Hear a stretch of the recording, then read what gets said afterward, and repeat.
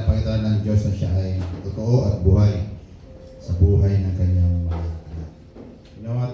Testimony is your history to the Lord. Kaya mga kasana, yung mga bawat mga highlight moment nyo ni Lord, dapat talaga i-record nyo rin yan.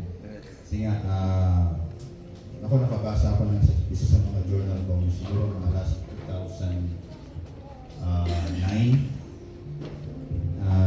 Hindi ko alam na meron pa ng mga prayer na sinagot si Lord. But because of that journal na nabasa ko, nalaman ko, sinagot na pala, hindi pala ako napagpasalamat kayo. Diba? So maganda mga kapatid, you sometimes in your life or sa buhay natin, kumbaga sa isang linggo at meron parang napakagandang nangyari sa buhay natin, as other man na challenge yan or anything, dapat meron pa yung isang notebook lang just to take note. Lord, why these things happen to me? Or anything na pwedeng, kasi si Lord, kinakausap niya tayo araw-araw. Diba? God leading us daily. Kaya maganda, meron tayong mga ganyan mga ginagawa, part ng ating spiritual journey sa Panginoon. Try niyo po, then after nagawa niyo yan, balikan niyo lang, basahin niyo lang, makikita niyo rin kung gaano ang Diyos nag-iingat din sa atin. So yun po, ngayon po ay open our Bible in Ephesians chapter 1, verse 1 to 14. Basahin po natin ang aklat ng Efeso sa Kapitulo 1, versikulo 1 hanggang 14.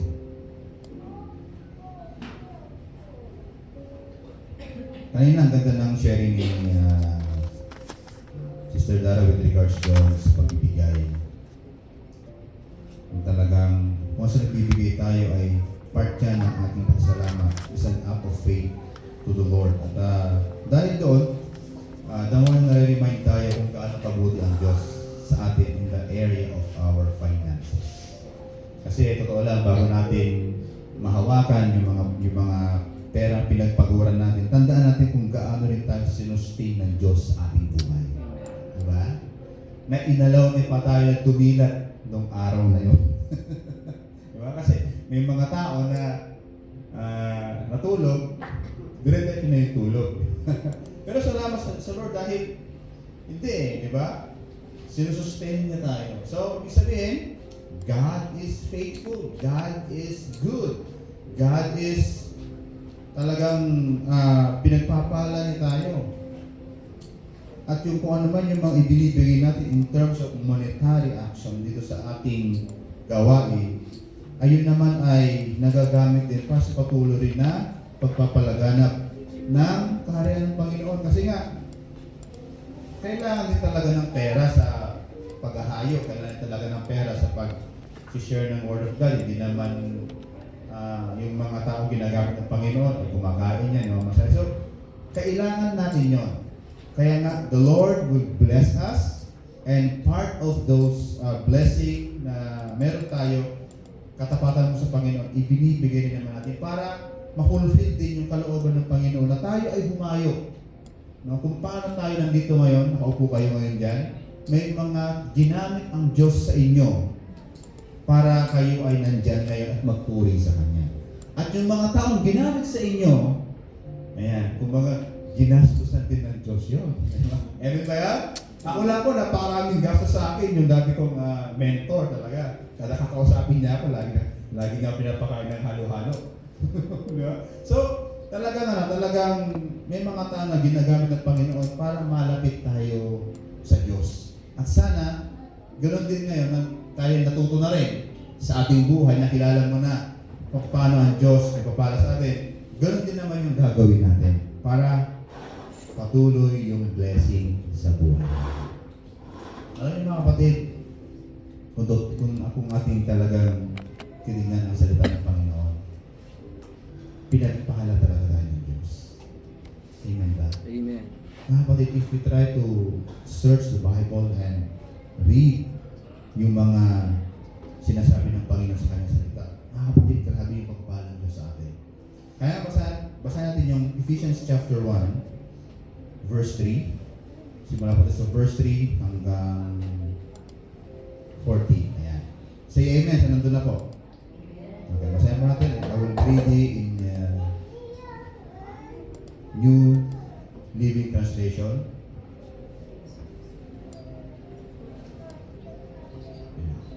Verse 3 said, all praise to God, the Father of our Lord Jesus Christ, who has blessed us with every spiritual blessing in heavenly realms, because we are united with Christ. Even before He made the world, God loved us and chose us in Christ to be holy and without fault in His eyes. God decided in advance to adopt us into His own family, bringing us to Himself through Jesus Christ. Ano ba sa inyo paulit-ulit? Through Jesus Christ. Sino rin tumanggap kay Kristo? Taas mong kamay. Kung kayo po ay nanalig na kay Kristo, nanampalataya kay Kristo, you are now united to the Lord or in God. This is what He wanted to do. He gave it Him great pleasure. So we praise God for the glorious grace He has poured out on us who belong to His dear Son. He is so rich in kindness and grace that He purchased our freedom with blood of His Son and forgave our sins. He has showered His kindness on us along with all wisdom and understanding. In verse 9 said, God has now revealed to us His mysterious plan regarding Christ, a plan to fulfill His own good pleasure. And this is the plan.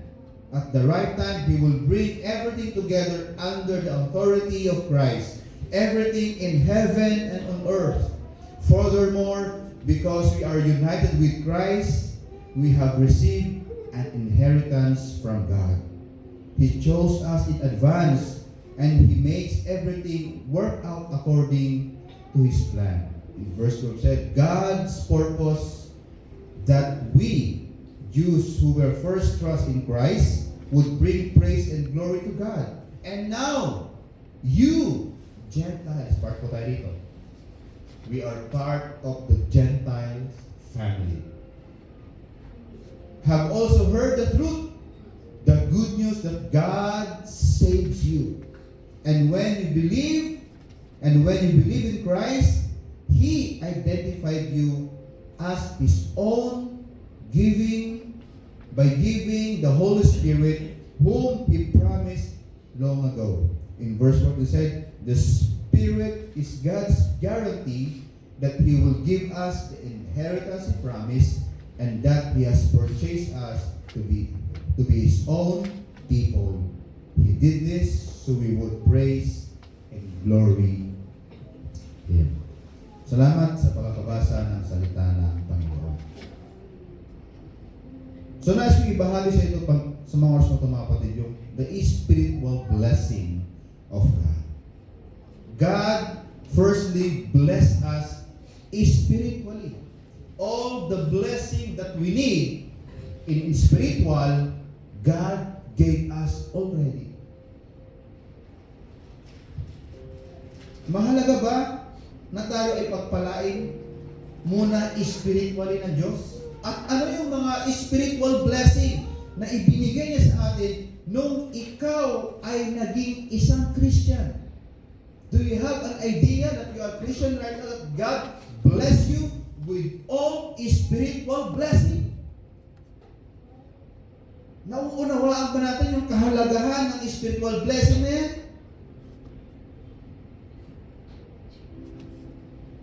If not, ibig sabihin, hindi mo naranasan yung pagpapala niya. Because, first and foremost, since na ikaw ay nagtiwala sa ginawa ng Panginoon doon sa krus ng Kalbaryo, immediately, God give everything this spiritual blessing for us in this earth in order for us to enjoy His presence while we are still here on earth. Diba sinasabi dun sa salita ng Panginoon sa Corinthians na a man without the Spirit of God, he will not enjoy what is spiritual things that comes from the Lord. Diba? Yung mga tao raw na walang Espiritu ng Diyos ay hindi nila ninanasa yung mga bagay na espiritual. Dahil ang mga bagay na espiritual ay nai-enjoy lamang ito ng mga taong binigyan ng Espiritu ng Diyos. So dahil dito sa sinasabi ng Biblia na ito, dito mo ay makikita kung sino talaga ang may Espiritu ng Diyos. At pagbalik ng Panginoon, yung binigyan ng Diyos ng kanyang Espiritu, yan yung kanyang dadalhin sa kanyang binigyan. So, the unsolicited blessing of God being a Christian. Ano ba ibig sabihin ng unsolicited? In other words is unasked, unrequested, or undemand. Hindi mo ito hinihingi, hindi mo ito dinidemand, but God gave you everything. And sa usapang spiritual, sometimes there is a gap between what we are right now and what the spiritual that God gave us. Ano ba, Pastor, yung mga spiritual blessing na ibinigay ng Diyos sa akin simula nung tinanggap ko si Jesus bilang Panginoon at tagapagligtas? Alam niyo ba kung yung unang spiritual blessing na ibinigay siya ng Diyos? Alam niyo kung ano yung unang spiritual blessing na yun? Sa kapatawaran ng iyong kasalanan.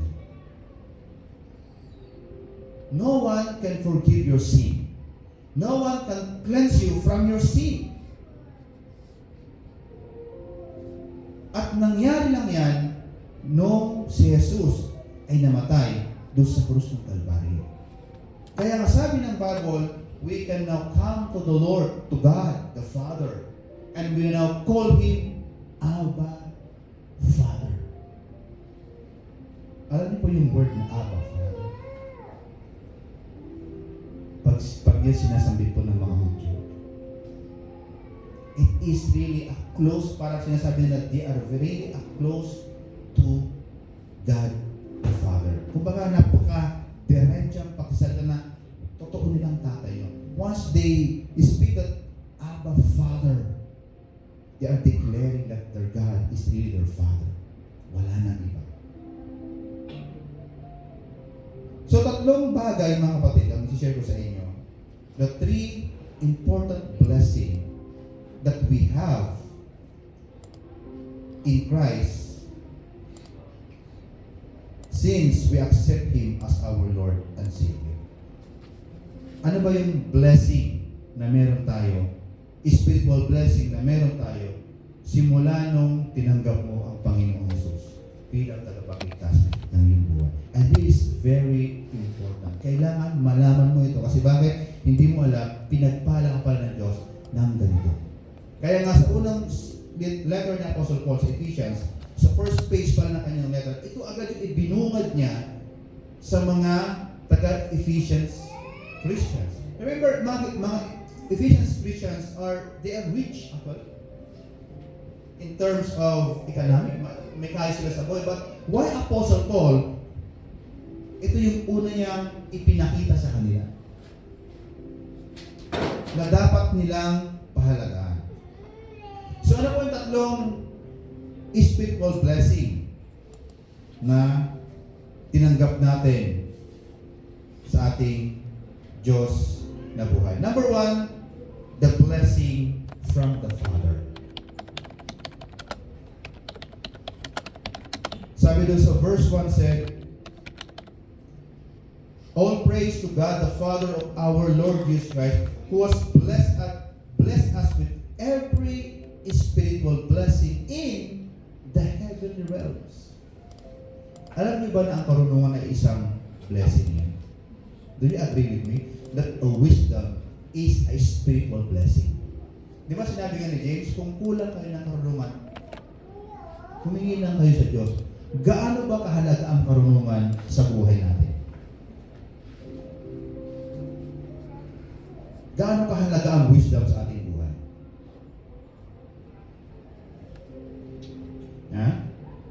If you have wisdom, you are supreme. Because Proverbs said that wisdom is supreme. Sabihin, pag may karunungan ka sa mundong ito, ikaw lagi yung pinagpapahala ng Diyos. You are supreme. You are ahead because of the wisdom. Halimbawa, bigyan ng example sa inyo. If God give you a wisdom for doing business, that business will surely be blessed by the Lord. Tama ba? Ako pa ng Panginoon yan. Because God, just like si Isaac.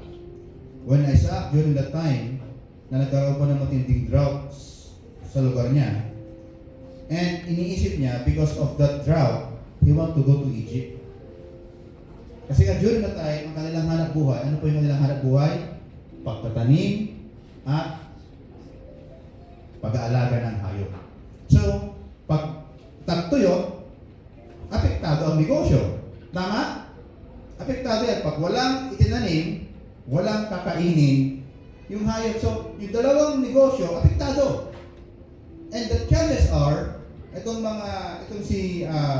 sa isa is pumunta doon sa lugar kung saan he can sustain his business. But you know what? The Lord said to Isaac, don't go to Egypt. I will give you wisdom kung saan ka pwede mag-provide ng iyong balon. So to make the long story short, the Bible said in the midst of famine, Isaac blessed by God. So makita natin, pag natututunan natin gawin ang kalooban ang karunungan ng Panginoon, kahit anong sitwasyon natin, pinagpapala tayo ng Diyos. At ito ang isa sa mga blessing, spiritual blessing na ibinigay sa atin ng Panginoon. So blessing from the Father. In verse 3 and 4 said, He has chosen us. Pinili tayo ng Diyos. Sayo mo siya katabi, pinili ka ng Diyos. Pinili ka ng Diyos. Pag ang Diyos ang pumili, mga kapatid, pag ang Diyos ang pumili, it is right, beautiful, perfect, and unique. When God chose you, you are not good. You are the right. Dahil maraming good person, but bibihira ang mga right person. Yes ba? Kumbaga sa ating buhay, maraming mga good person dyan, pero sino yung mga right God para sa iyo? When God choose, tandaan natin, He never fail or commit mistake.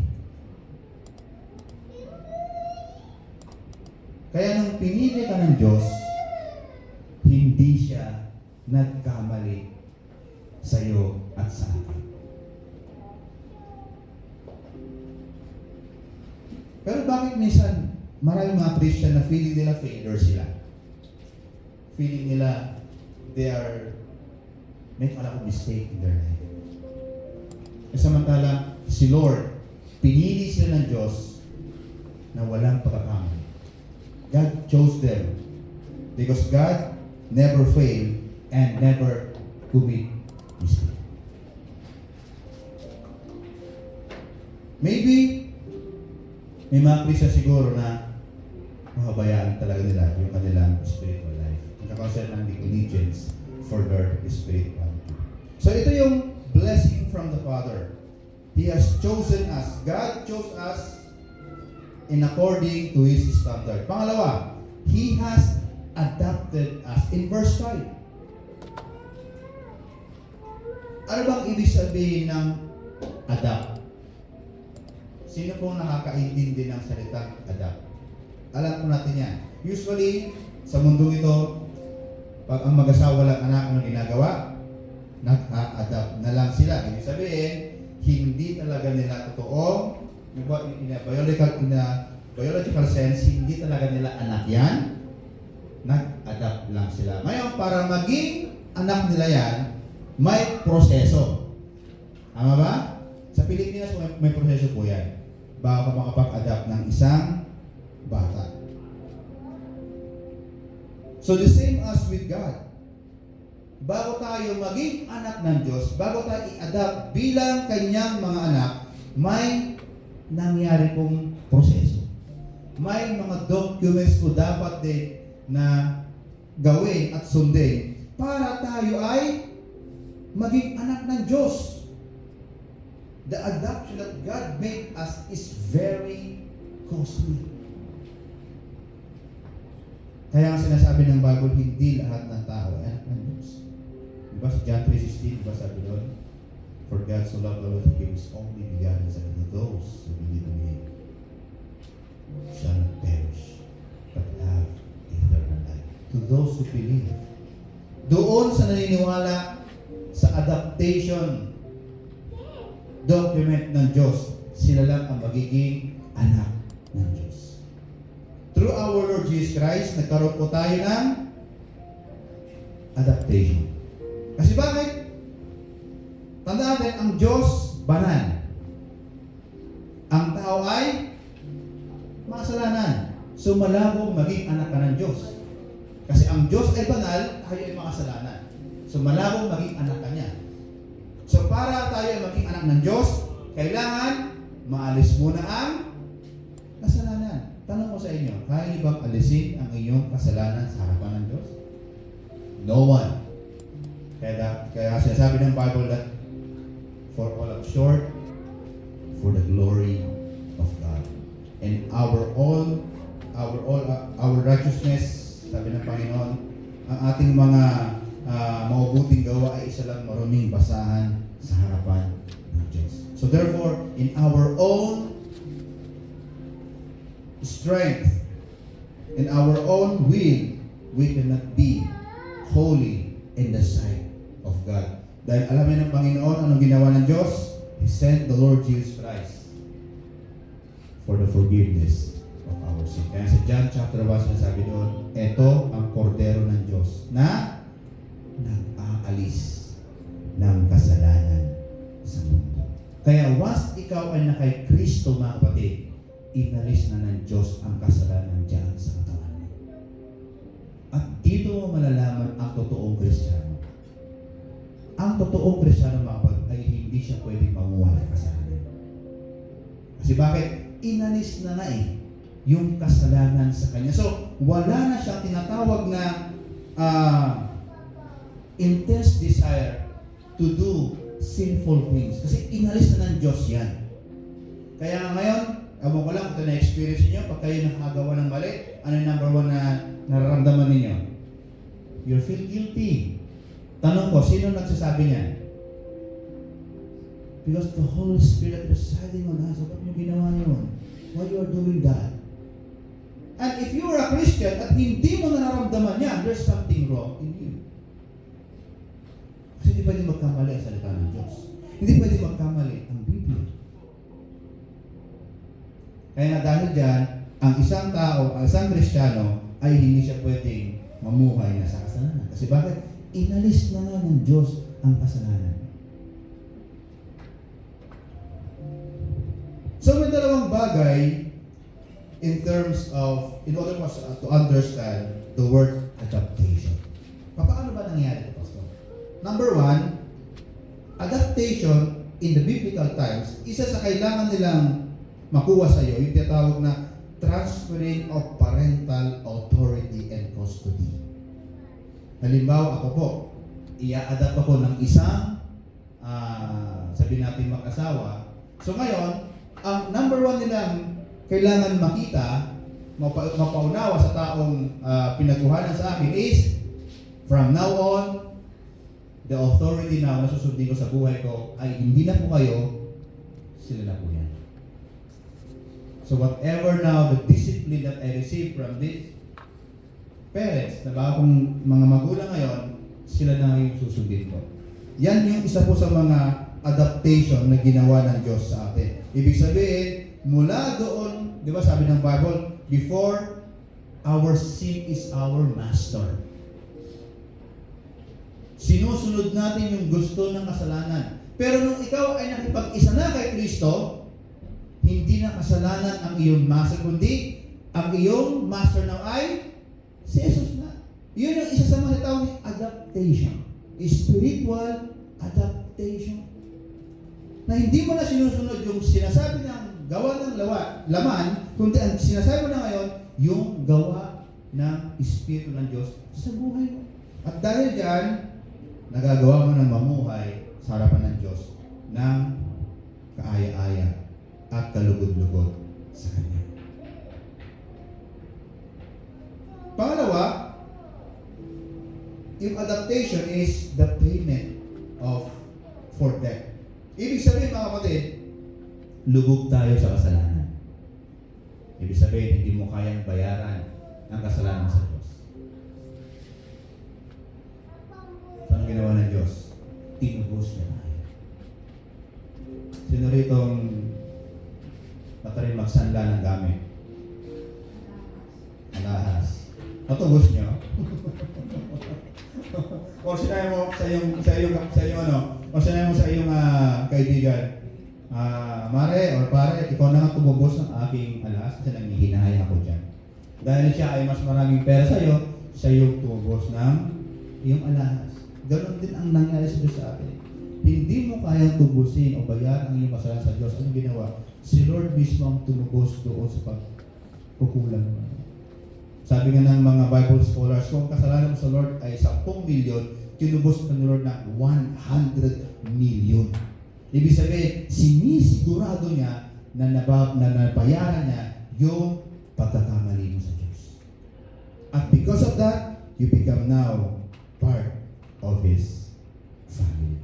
Yan po yung mga adaptation na ginawa sa atin ng Diyos. At ito yung sinasabi ng Apostle Paul na spiritual blessing natin. Na hindi natin yung sana nabibigyan ng pansin kasi ba, we are too much busy dealing our life here on earth. Masyadong naging busy sa mga nangyayari sa ating buhay. Hindi natin nabigyan ng pansin ng Lord, we are blessed by you. Kung imagine mula doon sa karimari-mari na buhay ko, may isa akong princess sa harapan mo. Hindi mo minsan naiisip yan? Para bilang mga Kristiyan, tumaas yung ating morality. Okay lang na mas mayaman yung kapitbahay ko, pero meron naman akong magandang relasyon sa Diyos. Amen ba doon? Amen. Sometimes this word is trying to intimidate what inside of us. But remember mga kapatid, God bless you so much.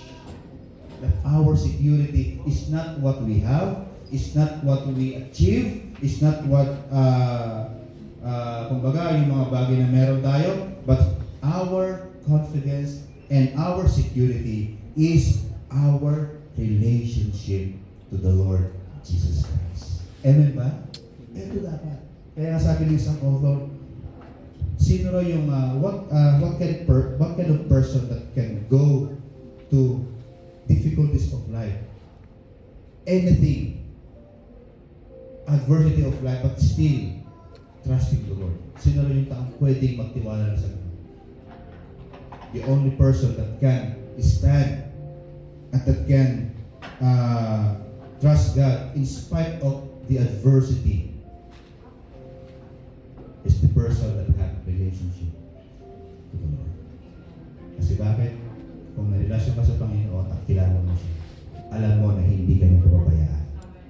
And you will stand on that relationship. Pamudian gusto eh.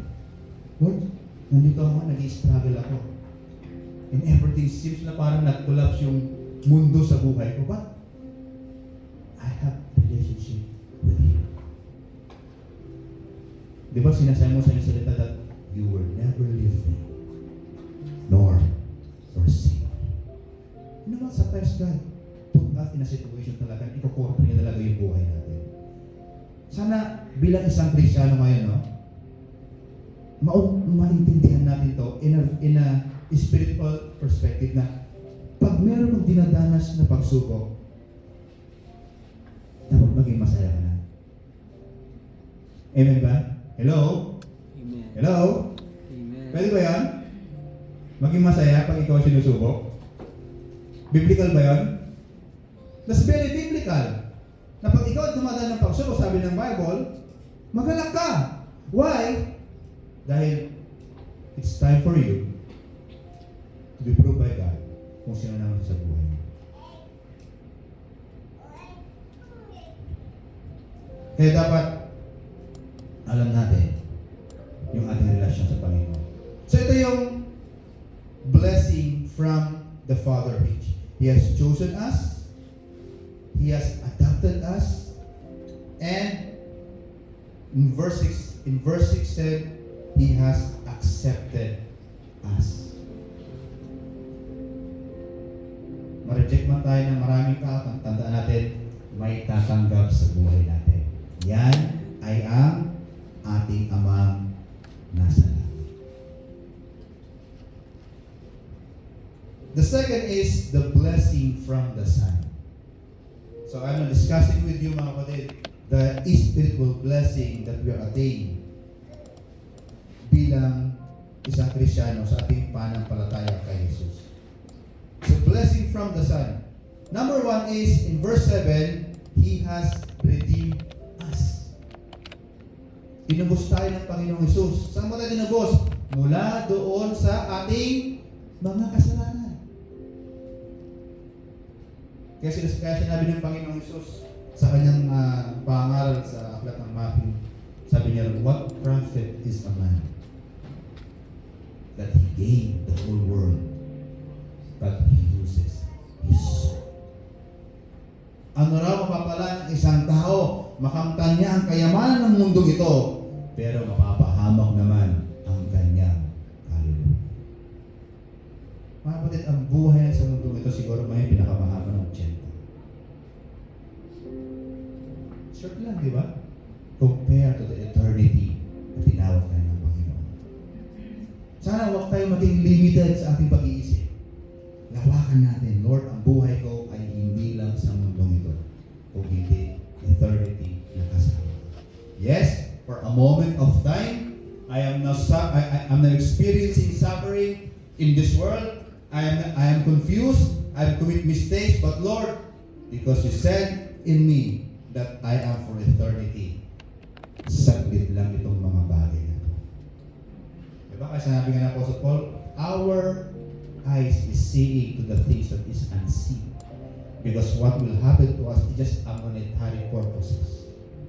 Yung mga suffering, diyataas namin, saglit lang. Pero yung eternity na kasama ng Panginoon, wow. Yun ang pinaka-the best, the gift, the spiritual gift na natanggap natin sa ating Diyos. The next is, He has forgiven us. Pinatawad tayo ng Diyos sa ating mga kasalanan dahil kay Jesus. Tinubos tayo at pinatawad tayo in verse 7. Ano pa? Ito yung maganda. In verse 8 and 10, He has revealed God's will to us. Sino nga dito ang nakakasunod sa kalooban talaga ng Diyos? Di ba sabi ko nakaraan, did you particularly know the will of God to you? Or still you are confused in your life? Kung ano talaga ang nais ng Diyos sa buhay? God has a personal plan for us. Kaya sabi ng Bible, He called them by their name. Meron siyang mga specific plano sa atin. Because God built us according to our need. Ang tanong, nasusundan ba natin yung plano sa buhay natin?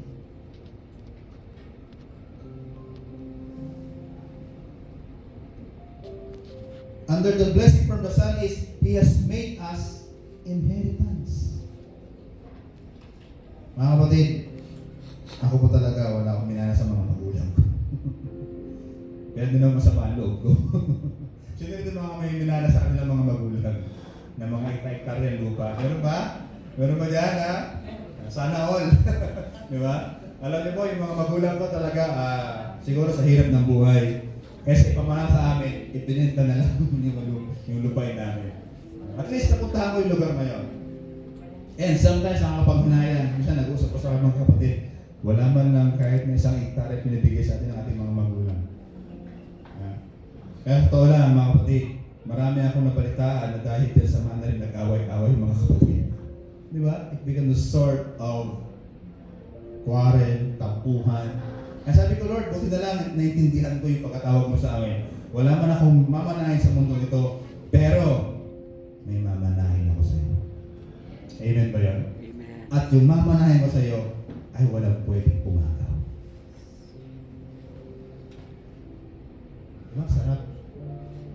Yes, maybe in this world, parang ang buhay natin ito lang. But, mga kapatid, ang ating buhay sa Diyos, pinagpala tayo. And we need to be, kumbaga, we need to be proud of that. Kailangan dapat secure tayo sa loob natin na pinagpapit ng Panginoon. And the last is blessing from the Holy Spirit.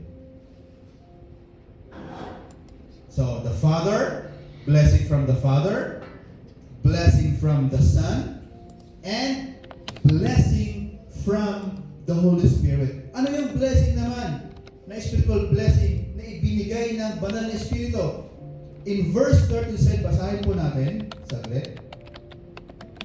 Sinabi dito sa verse 13, and now you Gentiles have also heard the truth. The good news of God saves you. When you believe in Christ, He identified you as His own by giving you the Holy Spirit, whom He promised long ago. So under the blessing of the Holy Spirit, God sealed us by the Holy Spirit. Ano yung word na seal? Tinatakan ka.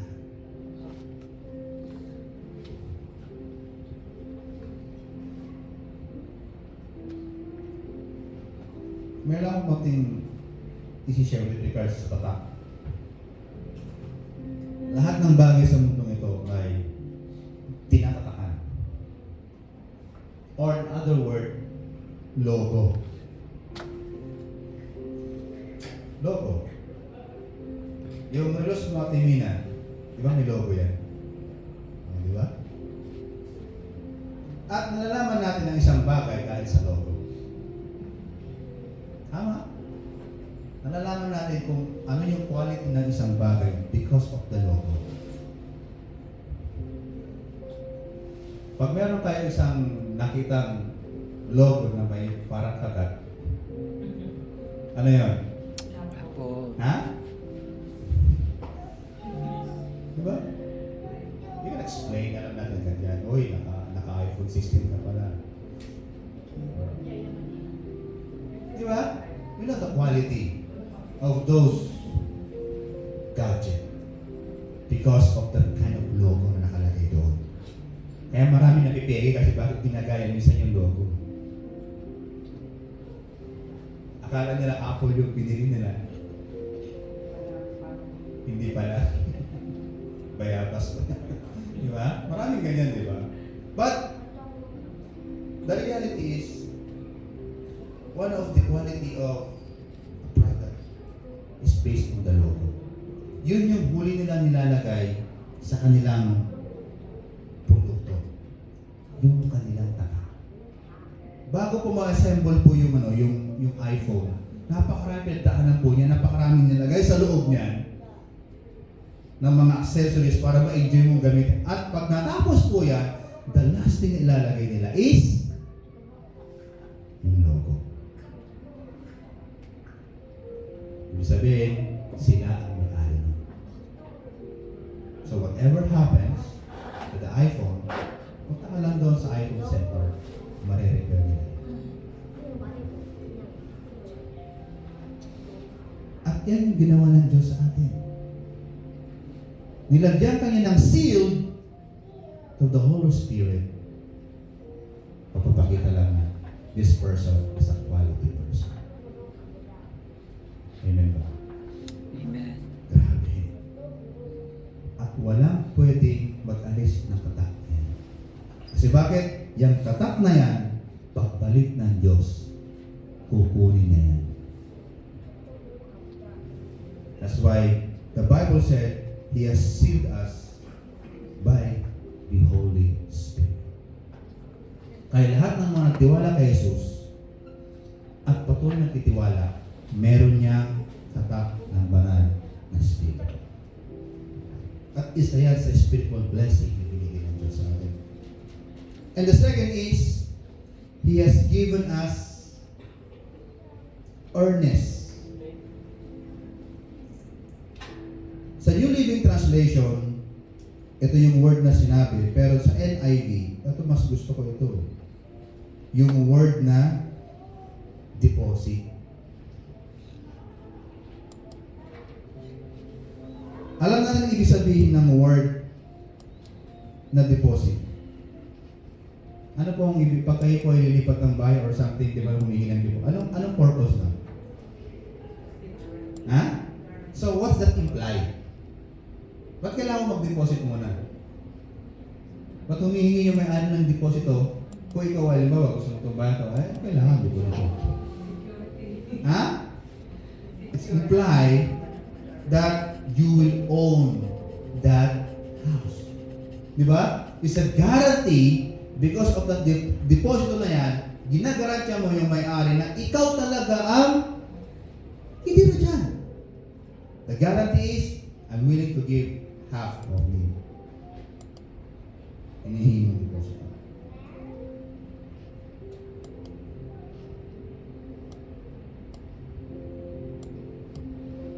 Yan po yung ginawa ng Diyos sa atin.